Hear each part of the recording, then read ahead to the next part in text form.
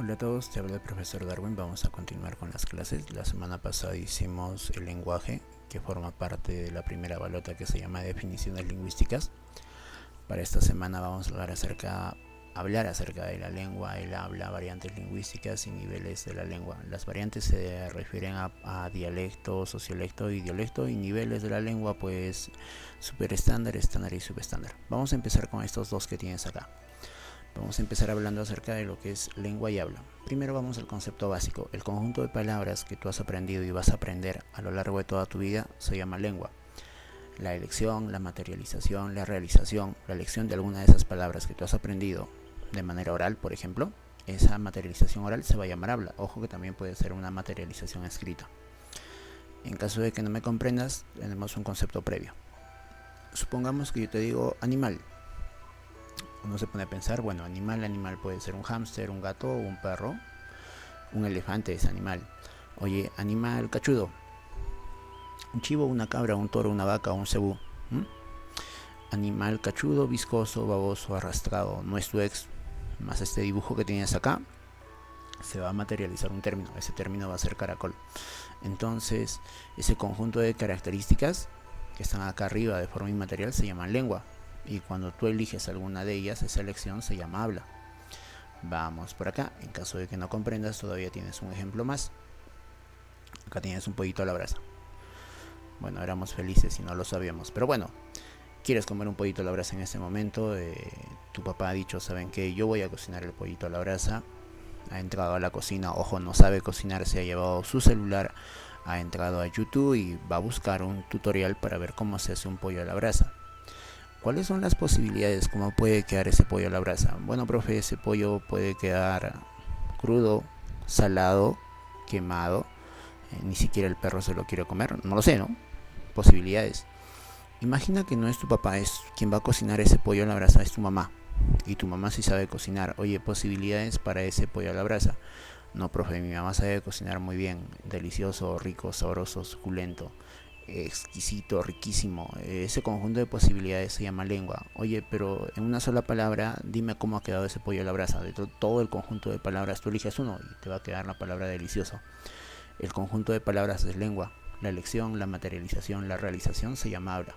Igual vamos a revisar el concepto que nos da el Banco Seprunza. Dice que la lengua es un sistema de signos. Toma en cuenta que esos signos pueden ser verbales, se refiere a la forma oral y a la forma escrita, o no verbales, si de repente son gestos, señales, símbolos, iconos. En el caso de los elementos verbales vamos a encontrar reglas gramaticales, y en el caso de los no verbales pues habrá convenciones de sociedad a sociedad, de cultura a cultura. Las cosas suelen cambiar. Ese conjunto de sistema de signos verbales y no verbales que son usados por las personas o comunidades con fines comunicativos, según el Banco Seprunza, se llama lengua.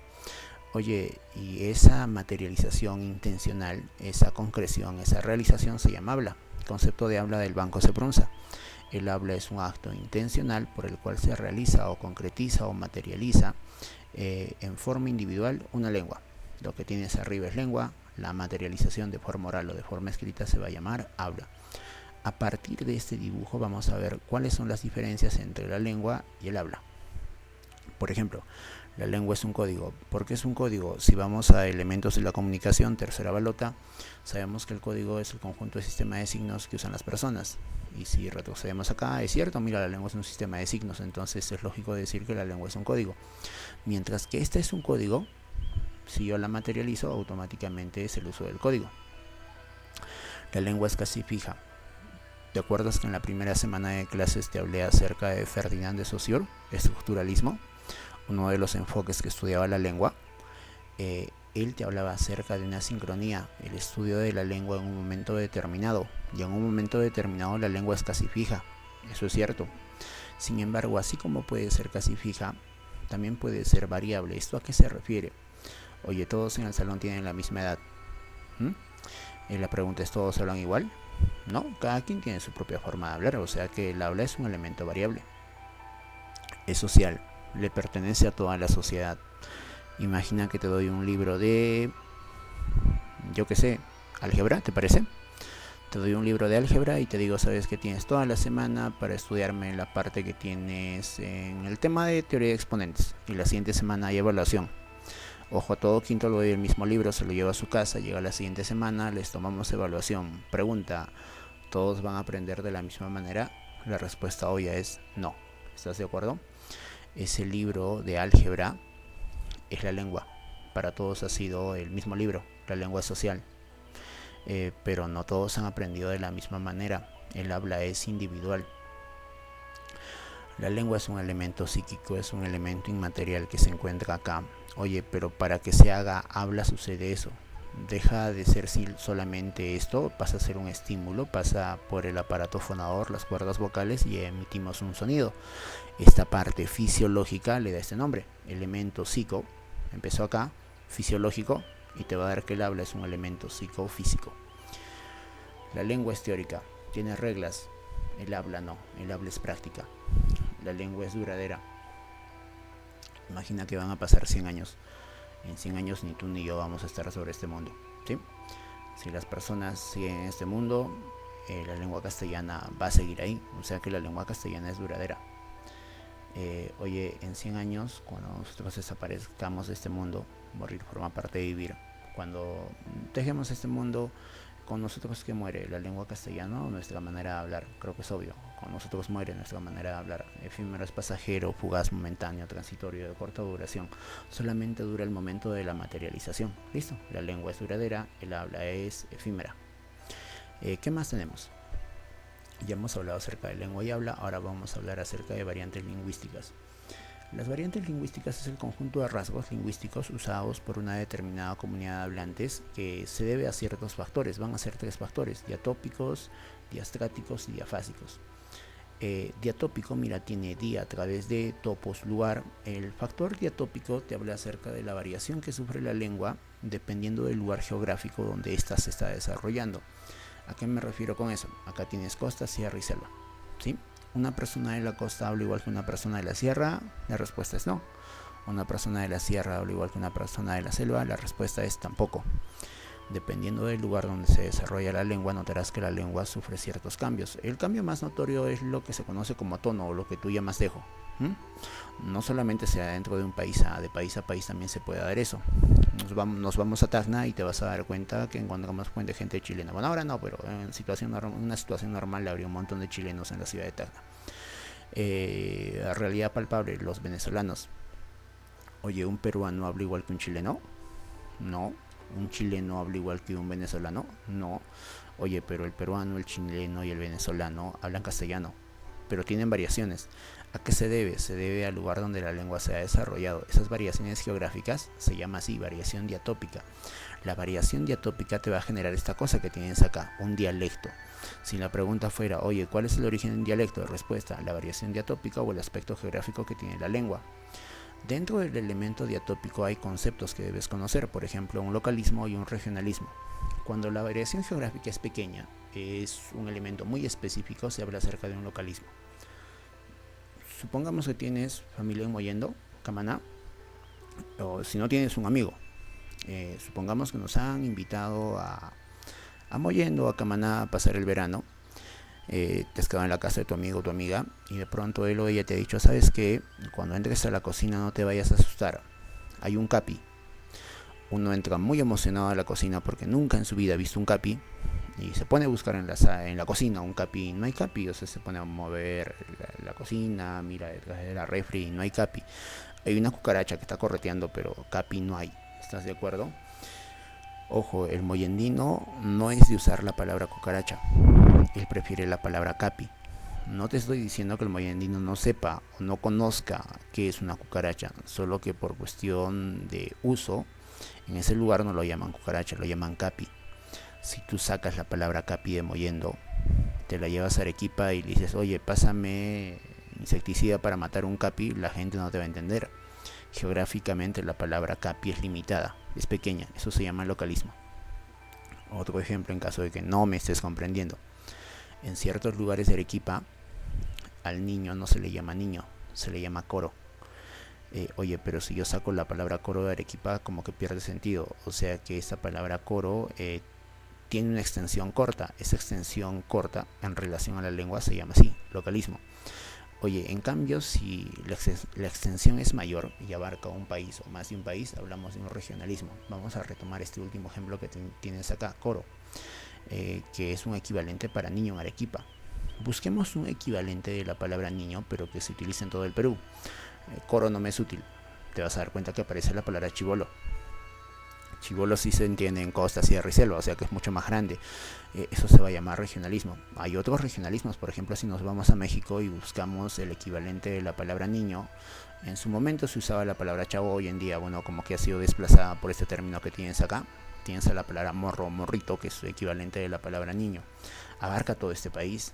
Incluso más de un país se llega a entender perfectamente que es un morro. Entonces, esa clase de elementos que geográficamente son más amplios se llama regionalismo. Sea pequeño o sea más grande, igual está en el concepto de dialecto, que es una variación geográfica que tiene que ver con un aspecto diatópico. ¿Dónde se origina un dialecto? En las variaciones diatópicas o de orden geográfico. Ya está, quedó ahí, tienes tu primera variación lingüística. La segunda variación lingüística se va a llamar variación diastrática. Día es a través de estratos, son los estratos sociales y culturales. En la segunda balota, que se llama variaciones sociolingüísticas, vas a ver a Francisco Moreno Fernández, que te habla acerca de las variaciones. Encontrarás las variaciones de sexo y género, edad, clase social, nivel de instrucción, profesión. Te vas a dar cuenta que todas ellas van a ocasionar ciertos cambios en la lengua. Acá lo vamos a ver de manera superficial.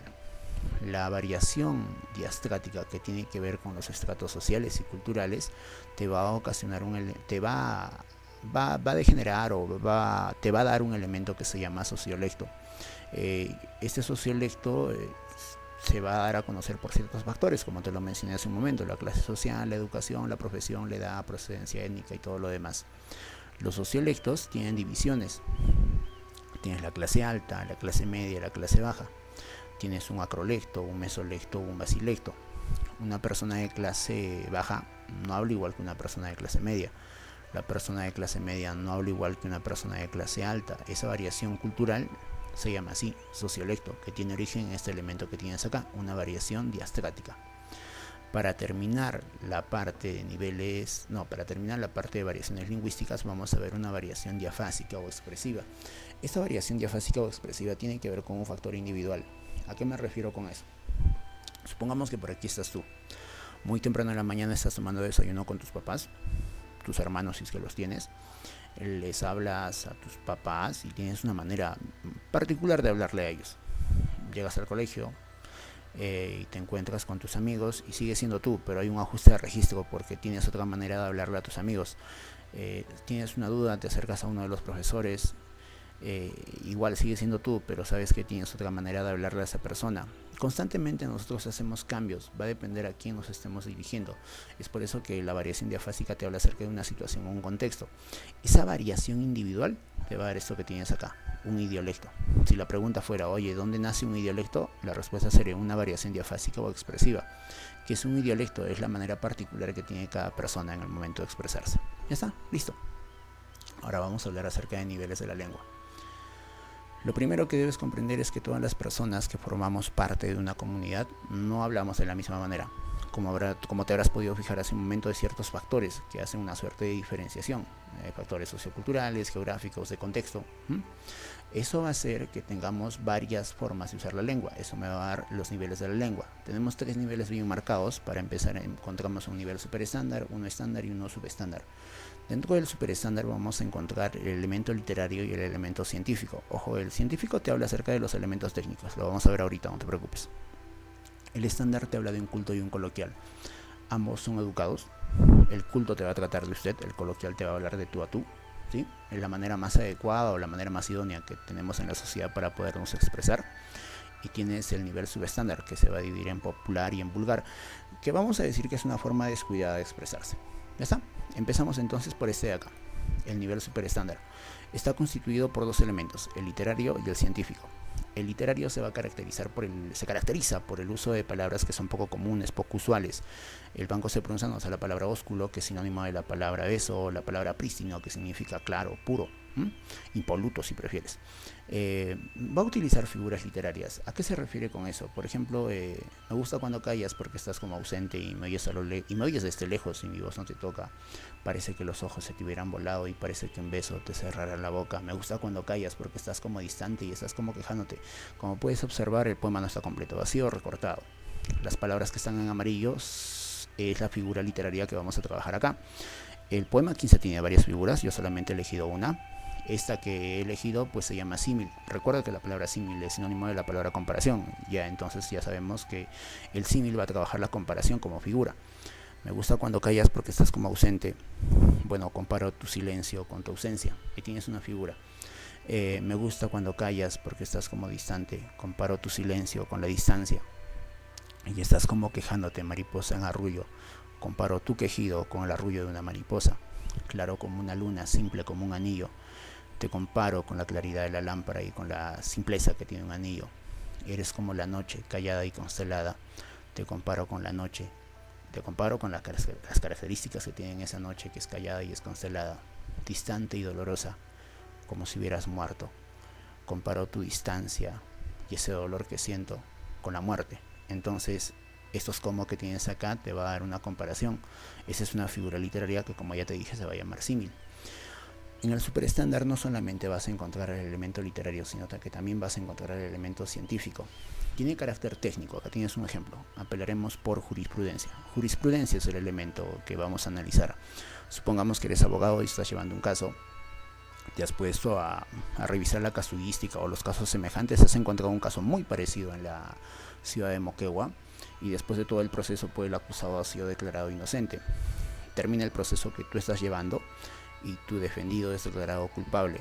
Oye, vas a cuestionar, vas a apelar la decisión del juez por un principio. Todas las ciencias tienen objeto de estudio, pero también tienen principios. Uno de los principios del derecho es la jurisprudencia. Vamos a comparar, no se puede hacer una doble interpretación del Código Procesal Penal, del Código Procesal Civil. Como puedes observar, este término no es muy usado, le pertenece solamente a ciertas personas. Ese aspecto técnico también está dentro del nivel superestándar. Acá tienes otro ejemplo. Registra la compra por devengado. Registra la compra no suena a todos. No creo que tengas problemas con eso. La palabra devengado lo hace especial. Es un principio, pero de contabilidad en este caso. Si te dice que registres la compra por devengado, eso quiere decir que debes registrar la compra independientemente de si has pagado o no has pagado, porque debe figurar en tu flujo de caja. Como habrás podido escuchar, pues no es muy común escuchar hablar a las personas de esta manera. Tiene carácter técnico, es de orden científico, entonces eso va a ser superestándar. Así como tenemos un superestándar, bajemos un poquito, llegamos hasta acá. El nivel estándar es aquel elemento que es considerado por la mayoría de las personas como la manera más adecuada, más idónea de expresarse. Es la más usada. ¿Qué me pide el banco? No es difícil de comprender, ojo, pero eso tampoco quiere decir que cae en ser descuidado.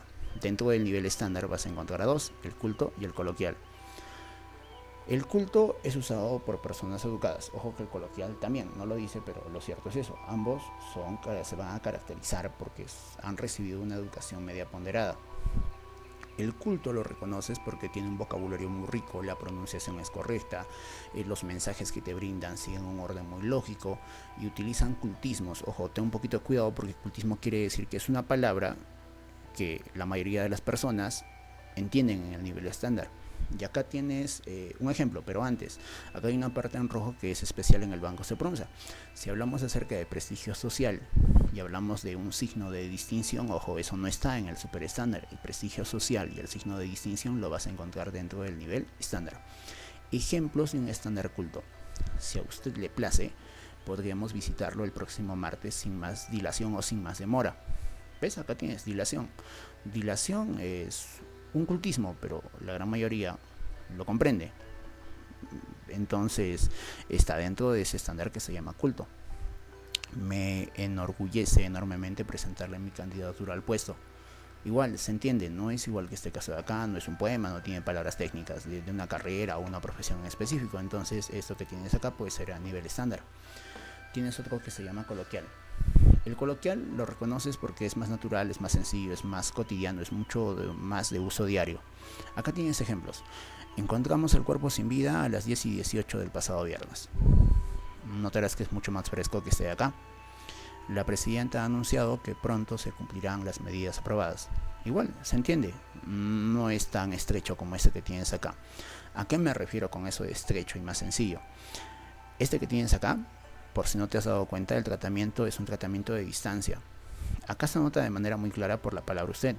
Acá también me enorgullece enormemente presentarle mi candidatura al puesto. Le hablo así porque no lo conozco. Pero si yo te digo, oye, la presidenta ha anunciado que pronto se cumplirán las medidas que han sido aprobadas, se lo digo a alguien que yo conozco. Y si aún así no me has comprendido, te pongo otro ejemplo. Supongamos que estás en el salón y el profesor Felipe viene a buscarte y te dice, el profesor Himmler te está llamando a dirección. Y ya valiste porque el profesor Himmler así nomás no llama. Vas a dirección, tocas la puerta y bueno, buenos días, buenas tardes. Disculpe, profesor Himmler, ¿para qué me está buscando?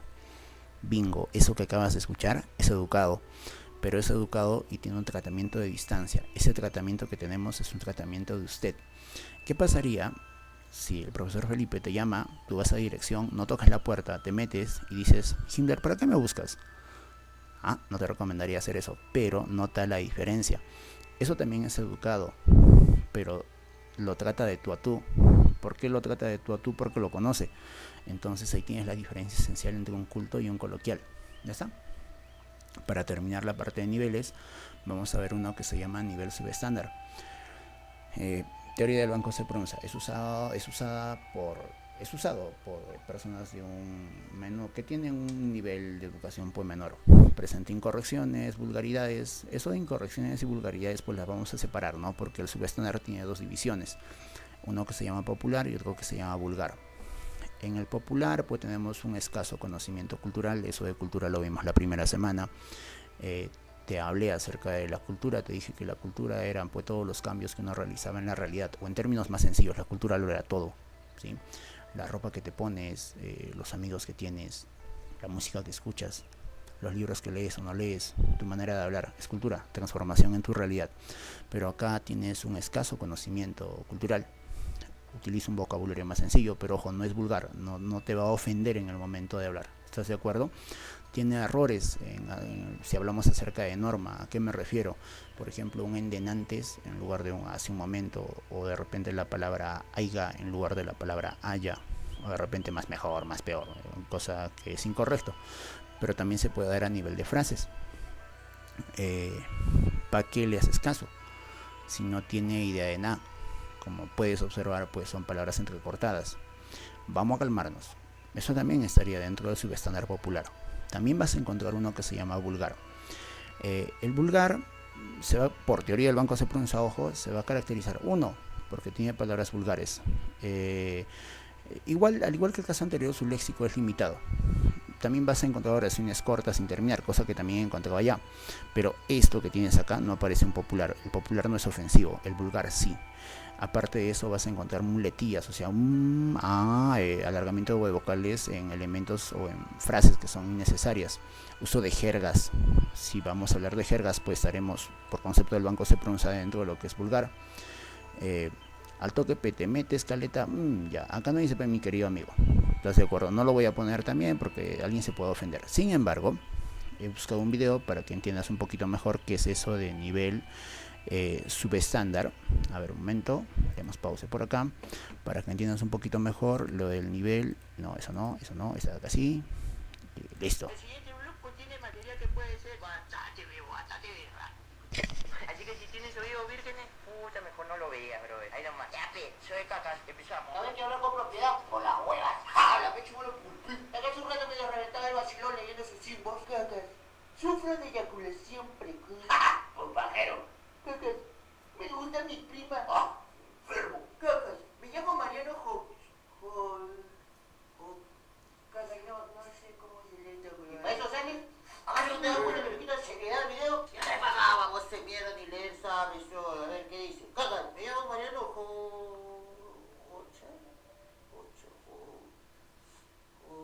La verdad es que mis operarios siempre me agarran de pavo como no saber jerga. Tranquilo, operario. Enséñame esa huevada para dejar de hacer pata, pe, y te doy tu veneno usted. Dice esa huevada academia. ¿Cómo se le da pituco ese chiste? Que no lo he parado. Así que por propiedad. Hoy te enseñaré qué chuchas son las jergas.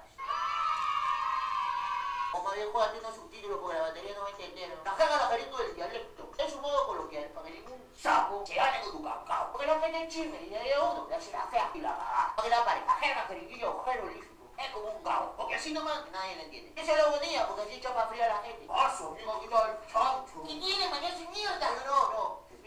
¿Qué tal, chancho? Chanchito de tierra que está pasando por ahí, me chancho.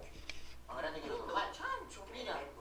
Si zapate de 4 años en la sombra. Bueno, tú la cosa era pisarte. El zombie nomás te va a desganchar con lo tuyo. Como nadie te entiende, nadie se te prende, nadie te hace choco y no hay con qué tronquear. Pero que ese tío de la vida es una tronqueadera. Acá la venís, chorrera. Bueno, como habrás podido observar, pues eso que acabas de escuchar, a ver, vamos por acá, sería el subestándar de tipo vulgar. Como puedes observar, pues no está nada difícil. Tenemos un tema bien sencillo esta semana. Hago un repaso bien rápido. Lengua y habla. Recuerda que la lengua es el conjunto del sistema de signos verbales y no verbales. Sinfloro es el conjunto de palabras que has aprendido y vas a aprender a lo largo de toda tu vida. La materialización, la elección, la concreción de esa lengua, recuerda que se va a llamar habla. Variantes diatópicas, si tiene que ver con el aspecto geográfico. La variación diatópica te va a dar un dialecto. Si esa variación es muy pequeña, se llama localismo. Si abarca un país o más de un país, se llama regionalismo. La siguiente variante lingüística se va a llamar variación diastrática, que tiene que ver con el aspecto social y cultural. La variación diastrática te va a dar un sociolecto. Si es de clase alta es acrolecto, si es de clase media es mesolecto, si es de clase baja es basilecto. Tienes también una variación diafásica o expresiva, que tiene que ver con la variación individual. Cada persona tiene una manera muy propia de comunicarse. Ese elemento que distingue a cada persona pues te va a dar un idiolecto. ¿Dónde se origina un idiolecto? En una variación que se llama variación diafásica. Y para terminar, hemos visto niveles de la lengua. 3 niveles bien marcados: superestándar, estándar y subestándar. El superestándar literario, eso creo que es obvio. El científico es técnico. El estándar es culto y coloquial. Este te va a tratar pues de usted, y este coloquial te va a tratar de tú a tú, te conoce. Y el subestándar popular, o frases entrecortadas, errores a nivel gramatical. Y vulgar, si vas a encontrar jergas, si es vulgar, si es ofensivo, pues ahí va a ser subestándar. Bueno, no creo que tengas ningún problema. Para esta semana pues te voy a dejar reconocimiento de lengua y habla, la diferenciación entre estas dos. También vamos a ver reconocimiento de niveles de la lengua y una que otra pregunta suelta sobre variantes lingüísticas. No creo que tengas ningún problema. Ha sido un gran placer haberte acompañado. Nos vemos la siguiente semana. Te cuidas. Bye.